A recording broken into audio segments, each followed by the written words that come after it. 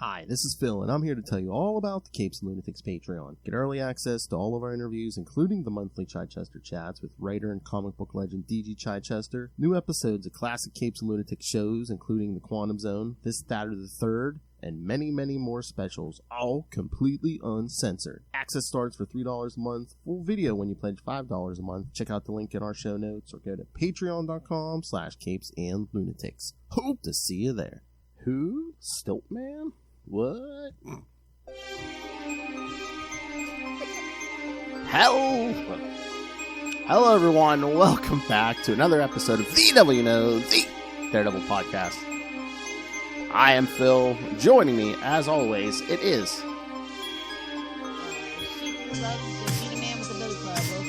No.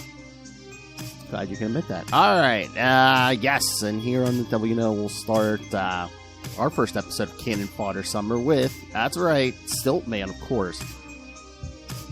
F in the chat for my sanity, F in the chat for my sanity.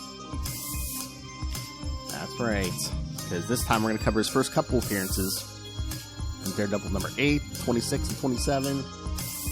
And then we'll get to those new issues, Giant-Size Daredevil number 1 and Daredevil number 10. It's Giant-Size. Alright, so... Yes, shall we get to the new stuff? Or the old stuff? Yeah, I was going to say, usually we do the old stuff first. That's right. You can check it up if you want, Phil. No worries. Nah. Get this Stilt-Man out of the way. Alright. Alright, we got... Alright, yes, his first appearance, Daredevil number 8, from June 1965. Oh, whoa. The Stilt-Man cometh. Yeah.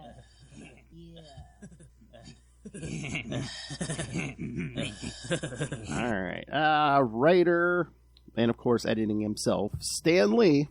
Excelsior! Penciler, Wally Wood. This is a good one. Oh, penciler and inker, Wally Wood. And letterer, Sam Rosen. Daredevil saves a woman from an out-of-control car. However, when he hops aboard this speeding vehicle to stop it, his radar sense warns him that there is a bomb on board the vehicle. As this is happening, a helicopter carrying a payroll is robbed by a new criminal called Stilt-Man. While this is happening, Daredevil manages to drive the car with the explosives into the pier before it can harm anybody else. He soon spots the Stilt-Man, but is unable to stop him before he can get away. Just throw a rock in his way, like, hello? A banana peel? Yeah. No. I know, they try to make him seem all dangerous here, but yeah, no. He's on stilts! Oh, that's a handy superpower. Okay. Superpower is a very generous way to describe it. Well, yes, his armored battle suit. Okay. It's not armor! I know. Sorry, that's a reflex. Later, back in his civilian guise of Matt Murdock, Daredevil is told about Dr. Van Eyck, a doctor from Boston who might be able to restore Matt's lost eyesight by his secretary, Karen. Van Eyck? More like Van Ick, am I right, everybody? Ew, I can't marry... Ooh, I love you, but I can't marry a blind guy. However, before Matt can respond to Karen about if he will seek the treatment, they are interrupted by the entrance of Foggy with Matt's new client, Wilbur Day, a former employee of Caxton Laboratories, where he invented hydraulic lifts, which his boss Carl Caxton had stolen the patents. So convenient. That plot point. Well, at least Stan trying to throw you off the trail with a greedy boss. I mean, you know. Murdock then calls Caxton to tell him that his former employee intends to sue him, a threat which Caxton encourages them to follow through on. Later in his Daredevil guise, Daredevil unsuccessfully battles Stilt-Man. Oh, God. He was down bad, guys. Couldn't beat Stilt-Man. I mean, this is issue 8, so, okay, you know, he's got to get a handle on it. He still has bruises from Namor last issue. My favorite biscuit. Issue we should have done, but Namor's no cannon fodder. My favorite biscuit. Maybe we'll do Speedo Summer next year. Justin, back me up on this. We're already talking about it. I mean, we did Daredevil 7 early on, but yeah. Yeah, I know. Never too soon to revisit it. Especially if we get Justin in here. Later, when meeting with Wilbur again, Caxton arrives at the office to contest the lawsuit. While the two argue over who owns the rights to the hydraulic device, Matt notices that one of them is lying due to an irregular heartbeat, but can't figure out which one is the liar because they are too close together. Okay. Can't tell those heartbeats apart just yet. Following Caxton as Daredevil, he's quickly shaken off by Caxton, who realizes he's being followed. Daredevil cannot resume his tailing because of reports that Stilt-Man is causing havoc again. He again fails to stop Stilt-Man. Returning the day, the two go to confront Caxton directly. There they find the hydraulic lifts, which turn out to be Stilt-Man's stilts. Attacked by Caxton with a gun, Day manages to knock Caxton out, and then reveals to Murdoch that he's really Stilt-Man. Dun, dun, dun, dun. And that he came to steal a shrinking device from Caxton before knocking Murdoch out. Taking the device and making a run for it in his stilts, Day is followed by Daredevil, and in the battle, the shrinking ray is turned on Day, who shrinks so small that he disappears from sight. Oh, don't you hate when you get out of the pool, fellas? I was in the pool. Dude, what made you about You mean like laundry? Returning to the Nelson and Murdoch law office, Matt is confronted by Caxton, but Murdoch tells him that Day has dropped the lawsuit and they decide to let the whole thing go. When Karen presses the subject of Matt seeing Dr. Van Eyck to restore his lost vision, Matt tells her that it's too much of a risk, causing her to storm out of the room, calling Matt a coward. No. I mean, blind shaming, really, Karen? This early version of Karen, not the best. Yeah, I guess. Is she? This must be the version Frank Miller was like, you know what? She's a dirty stinking. Your mother's a whore! I'll see to it she pays for this. Gotta give him that huck to it. Spit on that thing. You get me? Oh, no, not that meme. Not that meme, please, no. Meme, it's everywhere. There's more memes than there are symbiotes. That's a lot of memes. Gotta give him that huck to it. I wouldn't recommend it unless it's consensual. I know. All right, so what about this first appearance of Stilt-Man? Like, seriously, if I could just go back in time and find out what drugs they were doing. Because Stilt-Man... Oh, yeah. It's kind of like how I was getting ready for our road trip, making a playlist. Mm-hmm. And I stumbled across the Batman 89 soundtrack and actually listened to it all the way through. Oh, nice. No, it's not nice. Those Everyone songs are loves fucking cocaine. ridiculous. Yes! Although, I don't even know if it was cocaine at this one. It had to be something else. Because, like, Stilt-Man, super villain, I don't know what's going on here. And it just gets worse. Spoilers, guys. It just gets worse. It's like, I would have just hung up the old billy clubs at that point. I was like, I can't be Stilt-Man. I'm gonna stick to being a lawyer. All right. 26. Oh yeah, 26. All right. They warned you on the cover, like Stilt-Man strikes again. Why is that? At least that armor looks a little more menacing in blue, but I don't know. It looks like Colossus took a poop. Let's be real. What? Oh, that Russian diet. Oh, Jesus. Too much vodka and potatoes, you know? Yep. All right. I should talk. All right. So, yes, Daredevil number 26 from March 1967. Stilt-Man strikes again. Oh man, I was waiting for Stilt-Man comes again or something.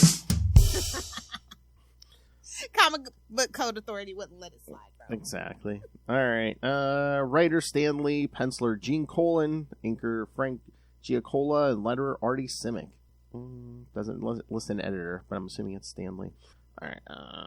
The story begins with Daredevil practicing. Even he didn't want to take credit for it. That's right. The story begins with Daredevil practicing acrobatics. He has taken the afternoon off. In the bed? No? Not those kind? Okay. He wishes. No, he took a break from that. Tapping my way downtown. Exactly. He takes the afternoon off to wander around the city. He then realizes that he needs to return to the Nelson and Murdoch law office in case Foggy Nelson or Karen Page need him. He makes his way through New York City while musing about how his secret identity helps him to avoid traffic jams. Now that's a superpower for a New Yorker. Exactly. Truly. A passerby fails to recognize him, but figures that the man in the suit is yet another superhero. Another passerby comments that New York City is full of them. Wow. Whoa. Boy, what a stretch. Oh, I think that's a superhero. Oh. It's only Marvel's New York. Yeah. Daredevil returns to his office by swinging through an open window. He fears what would happen if he ever forgot to open this window. I think we know what happened. I think the pants come on. Oh, he said window, not purse, Lilith. Come on. Okay, fair enough. It's in his prison purse. He decides to switch from the role of Daredevil to that of Mike Murdock, a madcap role that he is beginning to really enjoy. Giving matches Malone, I'm sorry. I love effing with my friends. While changing his clothes, hairstyle, and glasses, Daredevil jokes about feeling like a one-man repertory theater. He is acting as 3 different characters in his daily life. Conservative Matt Murdock, dazzling Daredevil, and carefree Mike Murdock. He figures that he could eventually open his own school of method acting, feeling that he is superior to Konstantin Stanislavski. Fully changed into Mike Murdock, Daredevil comments that he feels himself changing while in the role. He feels very confident. He wonders whether he should quit his superhero career and get an acting job. Perhaps Hollywood is looking for another Cary Grant. So he's trying to talk him. Bless their hearts. Trying to talk himself out of superhero. Daredevil suddenly realizes that Foggy and Karen are about to leave the office without seeing him. He does not want his transformation to be wasted without an audience, so he starts singing in Mike's voice to attract their attention. Both Foggy and Karen are convinced that Mike is the real Daredevil, and the singing gives them the opportunity to discuss their views on the subject. Karen thinks that Daredevil is fabulous, while Foggy considers him an idiot and a loudmouth, swelled head show-off. Yeah, same. The door opens and Karen is pleased to see Mike. Foggy cannot hide his hostility to the man, though Mike claims that Foggy's words could never hurt him. Mike Murdock flirts with Karen and compliments her beauty while mocking the scowling Foggy. He threatens Foggy jokingly while making an impression of James Cagney. Foggy fails to get the joke and considers Mike to be insane, but Karen does get the joke and names the actor Mike is imitating. Mike is impressed with her and claims that her only flaw is that she cannot use Daredevil's Billy Club. Well, if she asks nicely, I'm sure she can. I bet you she could, yes. Foggy comments that Mike Daredevil is a fearless full-time nut. Karen accuses Mike that he is never serious. He lightheartedly proposes marriage to her and she mockingly turns him down. The two are enjoying themselves, but Foggy is getting frustrated with their wacky attitude. Foggy grabs Karen and drags her away. He reminds her that they should prepare for the next day's case, the arraignment of the Leapfrog. Speaking of cannon fodder. Yeah. Mm-hmm. Exactly. Crickets, nothing but crickets. Mike Murdock pretends that he has just heard of the arraignment and requests his own seat at the court. He wants to watch the Legal Eagles in action. He also reminds them that he was the one who bested the Leapfrog and got them the case in the first place. Karen supports his request, though Foggy finds the request outlandish.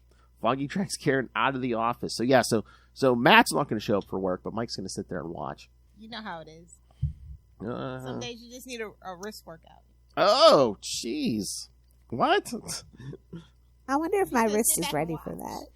Nothing will ever be as good as Mephisto's mushrooms. In the corridor outside the office, Foggy, Karen, and Matt meet Mr. Frank Farnham, the building manager.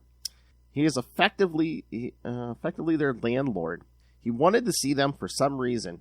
Farnham claims that he has learned that their office is going to resent the Leapfrog at court. He reminds them that they work in a respectable building. He is not happy that his tenants are seemingly involved with despicable criminals. He asks them why do they have to defend cutthroats and knaves. Foggy admits that he prefers corporation law to defending criminals. Well, what's the difference? But he has a few words for Farnham. In the United States, every man is presumed innocent until proven guilty. Anyone who comes to trial is entitled to the best defense available. And the legal team of Nelson and Murdoch provide the best defense. He then steps away from Farnham in order to exit the building. Farnham silently stares at Foggy's back. Mike congratulates Foggy for his words, but informs him that Farnham is unlikely to renew their lease. Mike then informs Foggy that they will next meet at the court. And then we skip ahead to the following morning. At court, Mike Murdoch attends the arraignment, while Matt Murdoch is mysteriously absent. Convenient. Murdoch muses that he has started to really feel like two separate people.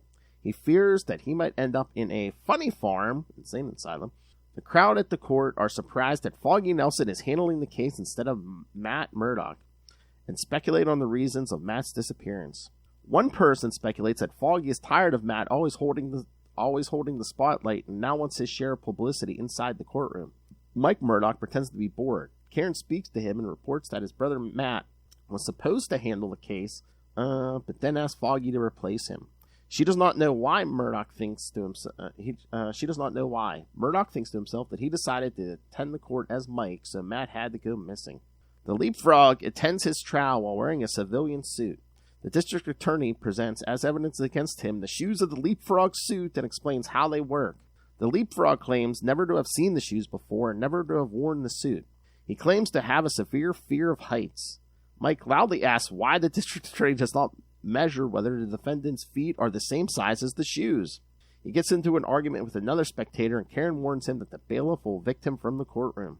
The Leapfrog next claims that these shoes are too small for his feet. The shoes are too... if they don't fit, you must acquit. It could never fit him. The district attorney challenges him to wear the shoes, which is exactly what the criminal wanted. As the Leapfrog wears the shoes, Mike shouts for someone to stop him. The shoes fit the man, and he admits being the Leapfrog, but then uses the shoes to leap away and attempts to escape.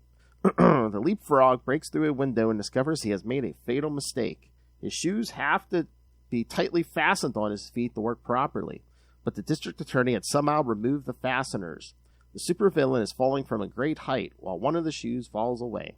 The Leapfrog lands on the street and is in pain.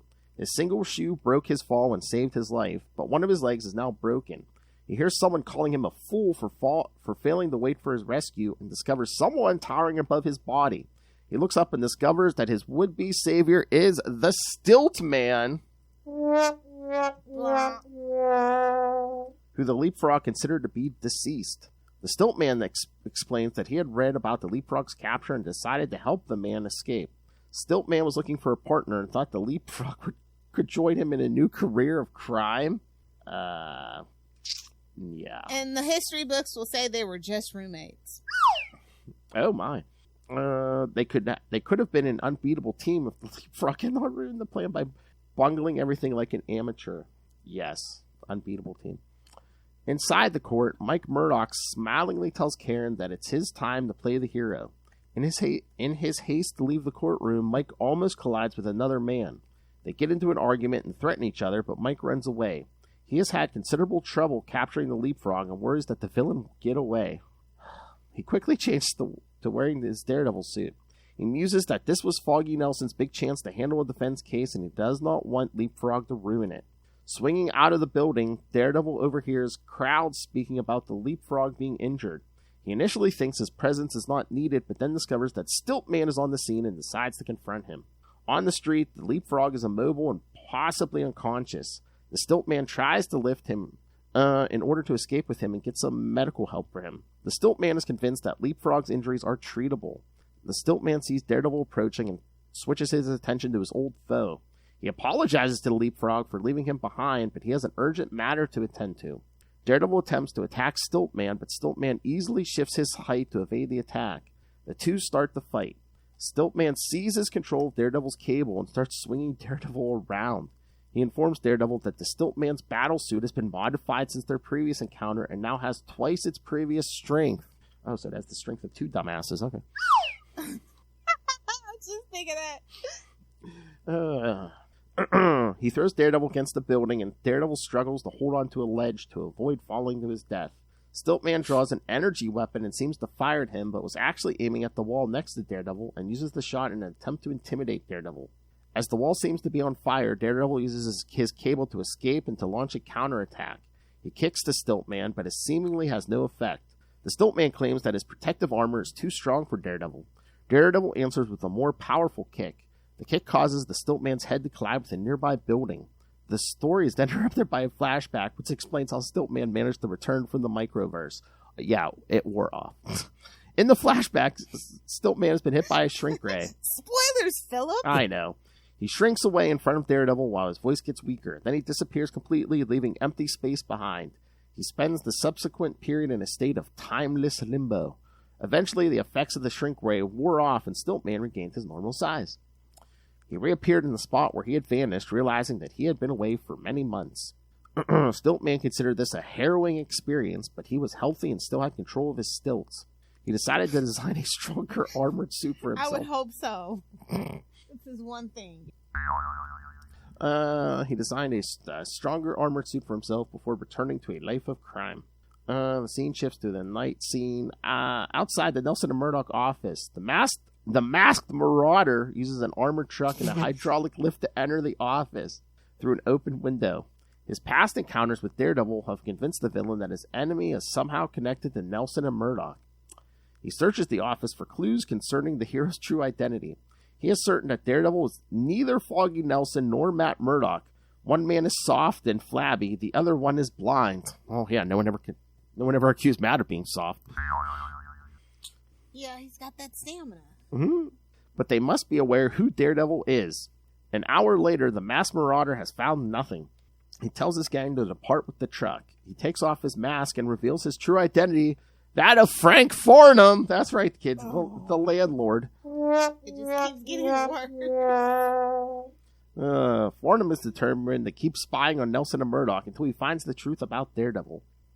The scene shifts back to the battle between Daredevil and the Stilt-Man. Stilt-Man keeps firing his energy weapon and missing. Daredevil realizes that his opponent is too nervous to properly aim the weapon. Daredevil kicks the weapon out of his opponent's hand. Stilt-Man retaliates by unhooking the other end of Daredevil's cable line. Daredevil falls from a great height, but uses the cable to tie himself to Stilt-Man. A few swings of the cable and the legs of the Stilt-Man suit are all tied up. The Stilt-Man as long as we don't have to do stories about Barry, his brother who inherits his shit, I'm fine. Oh, damn. That's where I draw the line. The Stilt-Man begins to lose his balance. No, we aren't. Daredevil uses his own weight to pull the Stilt-Man down while trying to avoid hurting the innocent bystanders. The Stilt-Man falls headfirst to the street. His body lies in an alley. Daredevil tries to keep the crowd from approaching his foe. Meanwhile, Frank Farnham transports the unconscious Stilt-Man to the trunk of his car. Farnham has decided to recruit the Stilt-Man to his cause. As Farnham tries to escape with his car, Daredevil urges him to take off. He warns Farnham that Stilt-Man is on the loose. By mistake, Daredevil calls him Farnham as if they know each other. The masked Marauder realizes that Daredevil knows his true name. He also realizes that the man behind Daredevil's mask is someone he has met before. He smiles wickedly and drives away. Meanwhile, Daredevil checks Farnham's heartbeat to ensure that he is not Stilt-Man in disguise. It's worse. As the crowd of New Yorkers... so much worse. As the crowd of New Yorkers... Talk about an invasive landlord. Jeez. I know. He's like Mr. Furley from freaking Three's Company. As the crowd of New Yorkers congratulates Daredevil, Karen Page observes the hero from above. Karen muses that only she and Foggy know that Daredevil is Mike Murdoch. Foggy claims that their knowledge is worthless. Foggy is secretly convinced that Karen has fallen for Daredevil, and he dislikes this new direction in her life. Don't be that guy, bro. Yes. And yet somehow we still have another issue of Stilt-Man to talk about. I know. All right. Anything on this one? It didn't deserve to be a two-parter. That's all I have to say about it, and we can move on. We got the evil landlord, too. Well, all landlords are evil by definition in a capitalistic society, but anyway. You're welcome, Noel. I knew that was coming. All right. Daredevil number 27 from April 1967. They were really trying to get their money's worth on this. Mike Murdoch must die. Look at this cover. It's jam-packed. Oh, yeah. Oh, look, there's Spider-Man. What a waste of butter. Oh, damn. Writer Stan Lee, penciler Gene Colan, inker Frank Giacola, letterer Artie Simek like last time. All right. Daredevil. Hey, Phil, how can you tell I'm not smiling under my mask? Spoilers. Sorry. Daredevil is searching for the Stilt-Man, who has been rescued by the masked marauder in the previous issue. He hears a fight down below in the street level and swings down only to find Spider-Man taking on 3 car thieves. Daredevil decides to join the fight, but Spider-Man is not impressed. He asks Daredevil if he has seen Stilt-Man, but is told by Spider-Man to get lost. Get out of here, poser! Get out of here before I get pregnant. Jeez. Meanwhile, the action switches to the Masked Marauder's secret hilltop hideout, where the Masked Marauder shows Stilt-Man his force field that is around his helicopter to convince... It's a teleporter. Didn't it vaporize stuff? Teleporters can vaporize stuff. Do you not watch Star Trek? I know. But Stilt-Man decides to join forces because the Masked Marauder has a plan, believing there is a connection between Daredevil and the staff of the Nelson and Murdoch law firm. Yeah, you're cool. You got your own car. Yeah, I'll join you. So close, buddy. You got a car and a helicopter? Man. Crime does pay, kids, at least in the Marvel universe. Shortly after sunset, Stilt-Man rises to the window of Nelson and Murdoch and throws in one of the Masked Marauder's sleeping gas pellets, incapacitating the occupants. I bet. Which is Foggy, Karen, and Matt is Madigan. Stilt-Man then waits for the Masked Marauder to come pick him and their hostages up. Once everyone is safely aboard the helicopter, the Masked Marauder activates the force field again. The supervillains then wait for Daredevil to turn up until their captives reveal his identity. Matt Murdock decides to reveal that his twin brother Mike Murdock is in fact Daredevil. After this information, the Masked Marauder takes the helicopter close to the ground so that the Stilt-Man can search for Mike Murdock. Stilt-Man's first port of call is a phone booth to search for the home address of Mike Murdock, but finds that there's none listed for that name. He then decides to break into a jewelry store in order to bring Daredevil out, but instead Spider-Man spots and attacks him. Spider-Man really is on one today, boy. I know. He tries to extend his legs high up to get away, but Spider-Man manages to get some punches in because he's angry. Right in that taint. Oh, oh, damn. Out of the gooch. Back on the helicopter, the Masked Marauder decides that he no longer needs his hostages. He will push them out of the helicopter and starts with Matt Murdock, who headbutts him back, which in turn knocks the force field around the helicopter off. Matt Murdock escapes and quickly changes into his guise of Daredevil. They all think he fell out. In the meantime, thinking Matt is falling to his death, Karen attacks the Masked Marauder, almost coming close to falling out of the helicopter herself. Fortunately, Daredevil swings in and lands some punches on the evildoer. In the ensuing fight, the Masked Marauder falls back on another control switch, releasing the automatic pilot, making the helicopter spin out of control. Foggy then calls out for Daredevil to grab the controls, but the Masked Marauder attacks him again. The Marauder reveals that he knows who Daredevil is, which in turn makes Daredevil reveal the Marauder as the law firm's landlord, Frank Farnham. Oh yeah, F me, well, F you, buddy. Once revealed, That's your buddy, Pat. Once revealed, Farnham gets Karen Page to remove his mask and reactivates the force field. Daredevil manages to clip him, knocking him out of the helicopter to his seemingly disintegration in the force field. This leaves Daredevil to say he'll never menace them again. Down below. Sweetie, aren't you a lawyer? Nobody, no case. Hello. Oh my. Down below, Spider-Man is still fighting the Stilt-Man. Stilt-Man throws some stun gas at Spider-Man and attempts to get back to the helicopter. Soon after the helicopter, he spots Daredevil and pulls a ray gun out. He fires the gun, but because he is standing in the water, it causes his electrical systems in his armor to short out, leaving him to shrink back to normal size and floating in the water.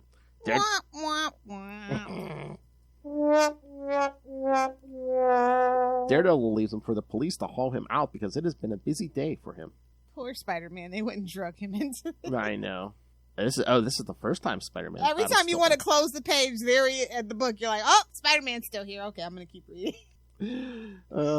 And yes, kids, the Masked Marauder is not dead. It's later revealed the Masked Marauder's force field was actually a teleporter, as Lilith said. The supervillain Electro rescues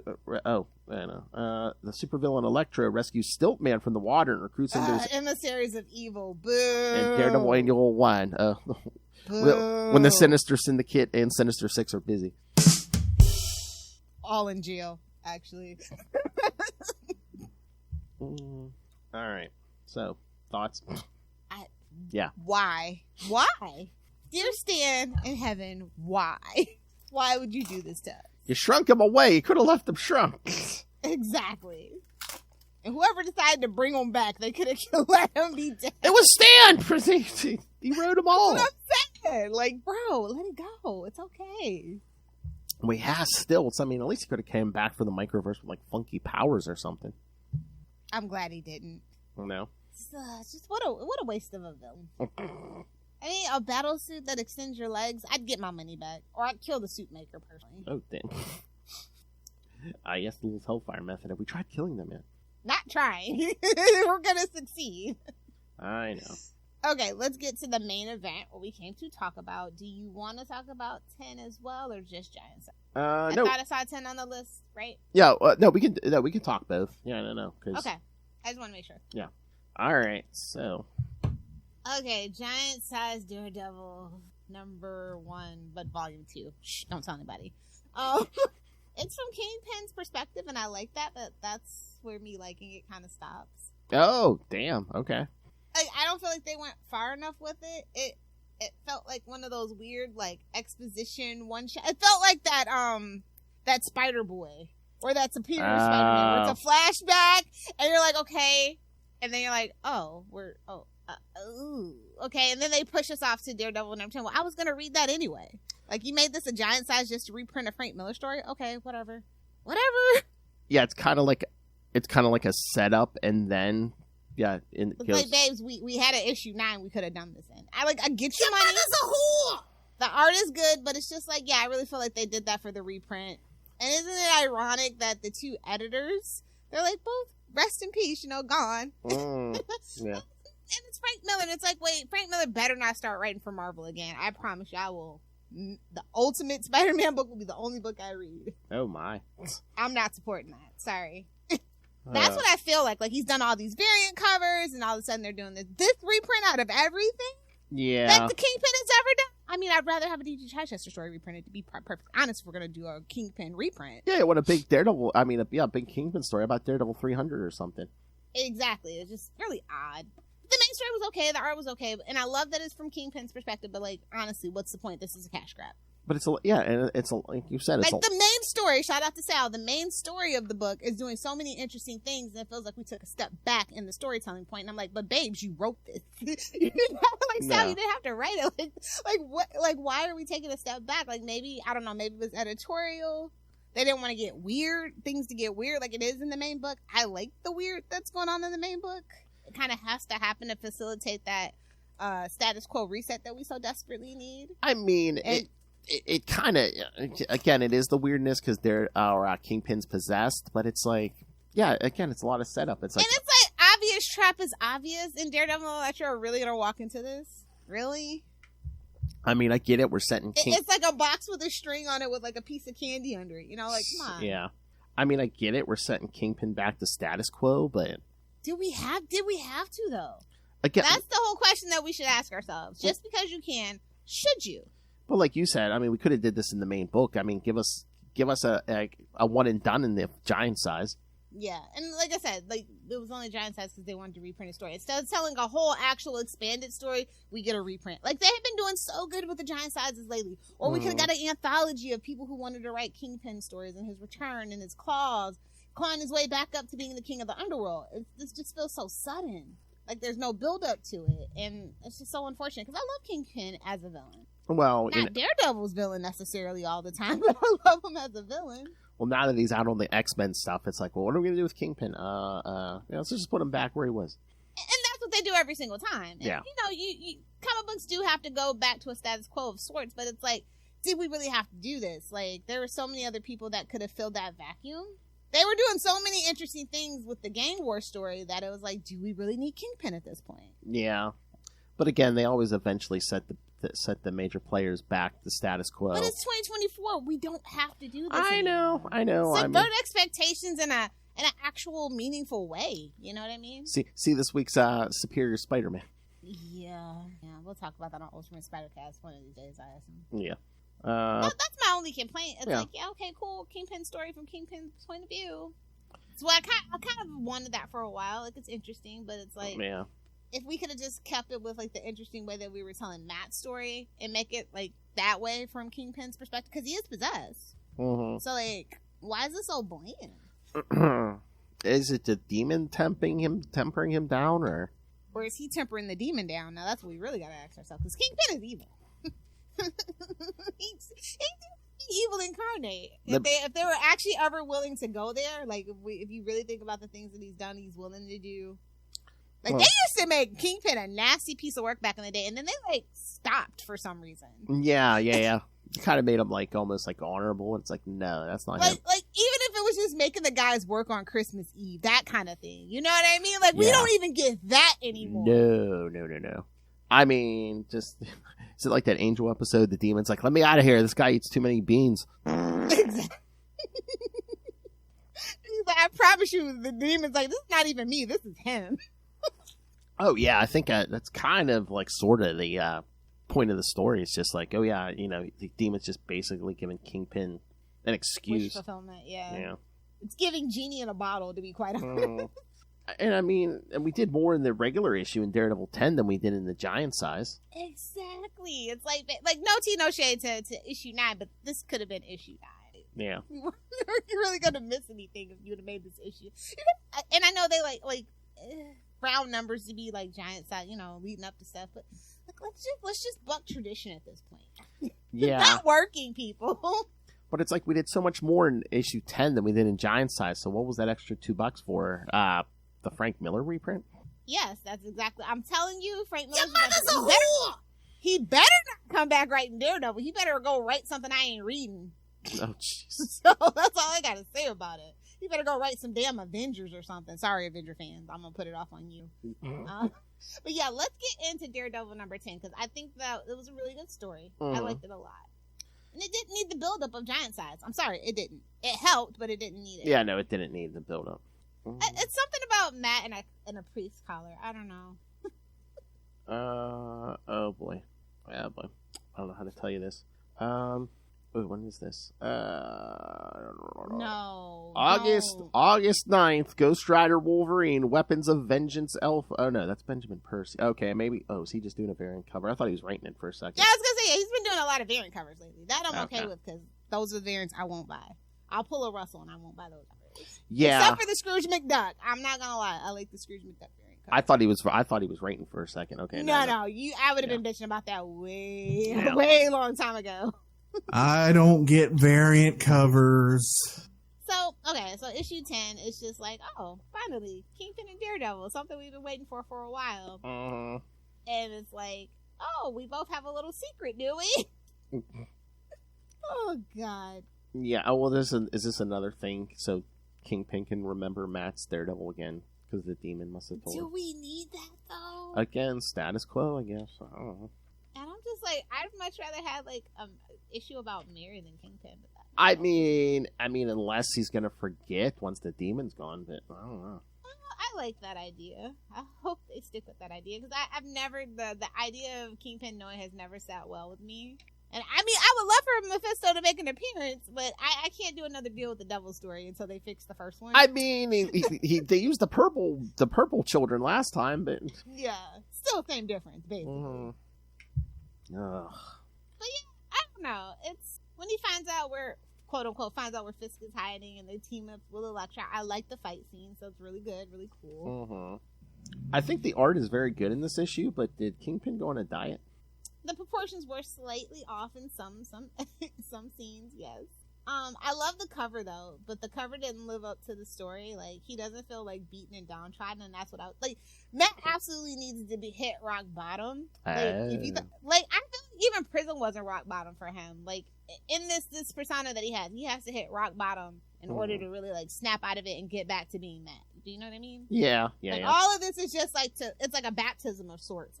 But, like, he ain't been dunked in the water yet. Like, this ain't the dunking in the water part yet. So it's like, when are we going to get to it?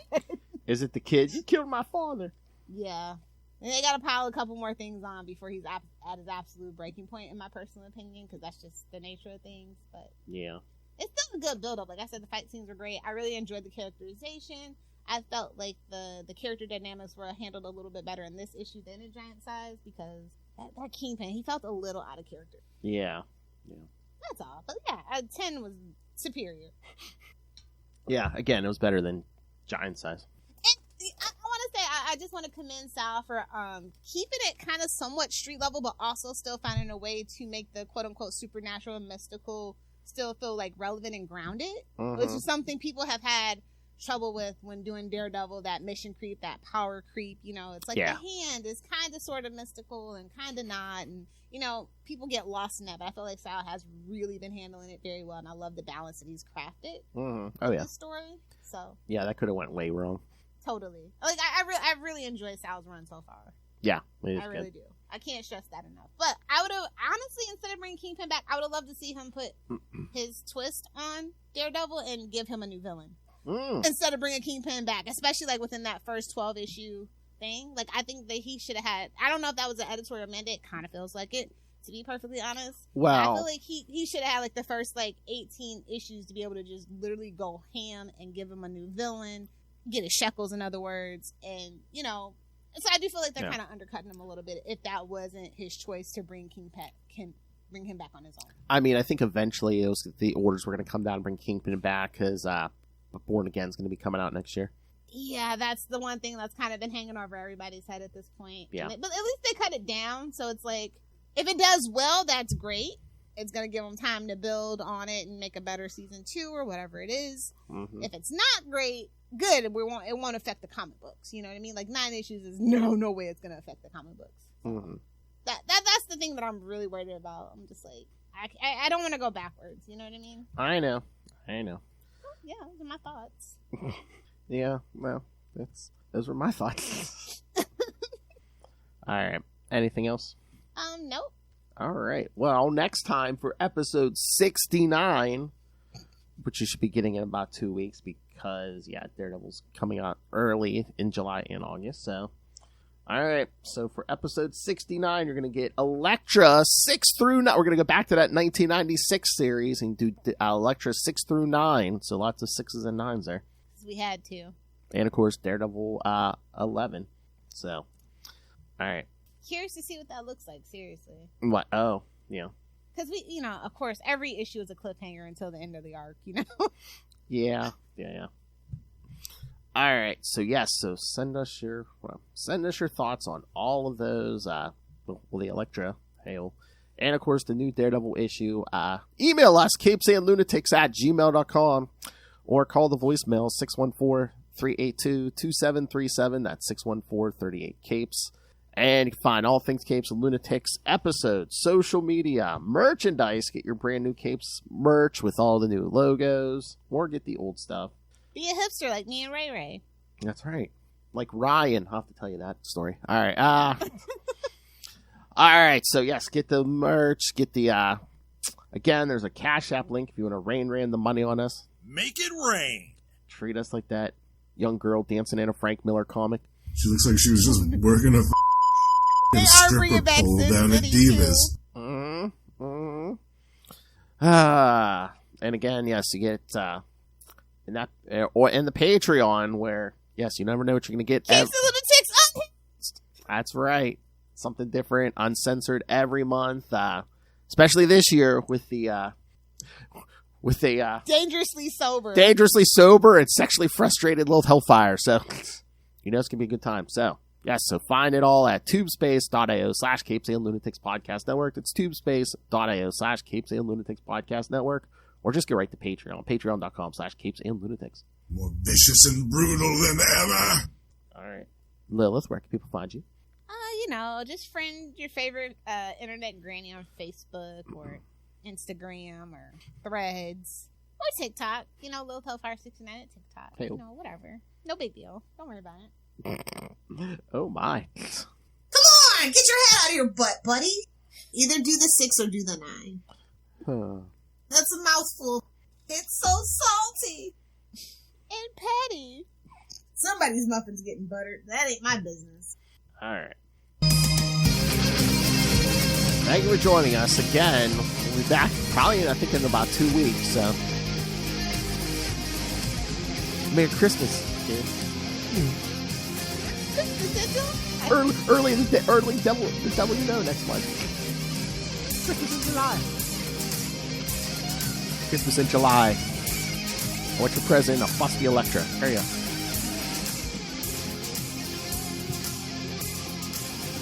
It's gonna be a hell of a 69, kids. Alright.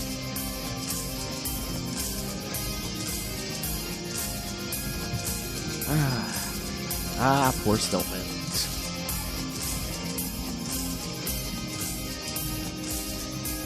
This guy stinks. Get him out of here.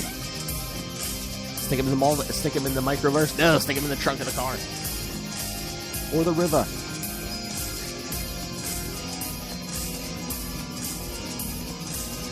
All right, kids, come back.